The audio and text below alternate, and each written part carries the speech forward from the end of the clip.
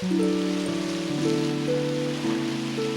first Endless Ocean was a hidden classic for the Wii. It was a perfect game for a kid to play, with its easy-to-use controls and fun open gameplay. Now that the sequel is out, I can say that this title is just as great as the original, if not better. Now let's start off by talking about the story. You play as a person hired by a grandfather and granddaughter diving operation. The main plot revolves around finding treasure that has to do with the Song of the Dragons legend. The story is easy to understand, and kids will find it interesting enough to keep at it. In the original Endless Ocean, it really lets you explore without any real consequences. In fact, the original title, I never even came close to running out of air. Unlike this game, which will limit your dives to how much air you have. Normally in the beginning that's about 10 minutes, but you'll lose more air the more you panic when you're interacting with some of the animals, or just through normal use. As you go on missions, you can earn money that will upgrade your air tanks, or just change up the way your diving suit looks. Plus, it also rewards you for exploring more by giving you a better ranking in the water and letting you dive longer. Now, instead of everything happening on the boat and selecting what you want to do from there, this time you have an island to explore. It serves as the main hub this time around. However, you really don't have to use the island, as everything is accessible through a very convenient menu system. It was quick and easy, and that was much appreciated. Most of the stuff you can do from the original game is here. Befriending dolphins, taking pictures, or cataloging the fish that you find on your dives. There are plenty of fish to catalog in this one. They'll be scattered throughout the places that you dive. Unlike the first game, which had a huge area to dive in, this time you go from different locations all around the globe. These locations are broken down normally to a good-sized diving spot, with caves and a secret area to find and explore. Gone is the music from the first game. Here's an example of some of the music you get to listen to while you're diving.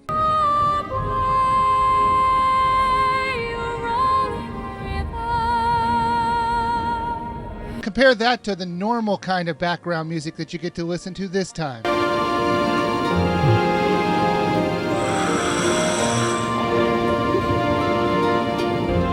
And I never thought I'd say this, but I kind of miss it, as whenever I was playing the original game, it made me feel calm and relaxed. I'm not saying that the music is totally gone. It's not as in your face as the first game. And for those of you who like diving with your own MP3s, even if it was just the same song over and over again, sorry, it's been taken out of this version. This game is not as relaxed as the first one, because this time they won't let you pet the great whites. They give you a pulse gun this time around to keep the more dangerous animals at bay. You can also feed the fish, or help them if they look injured. However, the main purpose of them being there is to learn about them. So whenever you see them, click on them and add them to your encyclopedia. Then you can pull up a fact sheet on them. Then you'll learn a few interesting things about them. Now this game will let you play with a second player online, and it even lets you use WeSpeak with it. However, since I didn't have anybody to play it with, I couldn't test this, so I don't know how good or bad the frame rate would get on this part. The story will take you about 7 to 9 hours depending on how quickly you can find the items that they have you searching for. But if you're the kind of person who loves exploring, there are hours and hours and hours of gameplay for you, as there will always be a hidden area in these locations to explore. Endless Ocean 2 Blue World is a worthy successor to the original title. It took everything we liked in the first title and expanded on it. I loved the first one, and I love this one just as much. So this one is an easy recommendation, and you should buy it now.